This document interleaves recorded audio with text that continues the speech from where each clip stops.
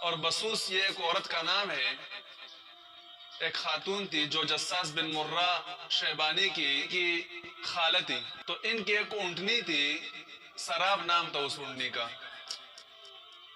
وہ اونٹنی کلیب بن وائل کے کیتی میں چلی گئی، تو انہوں نے کیتی میں کچھ انڈے رکھے تھے پرندوں کے اور ان کو محفوظ کر کے رکھا تھا۔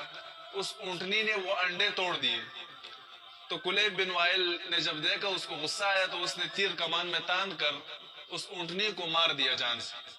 جب اس کو مار دیا تو وہاں سے جساس بن مرہ شیبانی گزر رہا تھا اور یہ اونٹنی اس کی خالہ کی تھی، تو اس نے تلوار اٹھا کر کلیب بن وائل کو قتل کر دیا جو بنو زحل کے ساتھ تعلق رکھتا تھا۔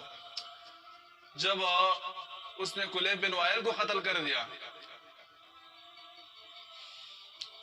تو اس کی وجہ سے کلیب بن وائل کا جو قبیلہ تھا بنو تغلب، وہ بنو بکر پر ٹوٹ پڑا۔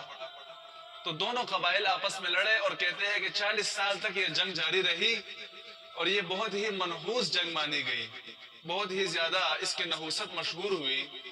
تو اس جنگ میں 40 سال تک قتل و قتال چلتا رہا اور دونوں قبیلوں کو اس میں کافی نقصان ہوا۔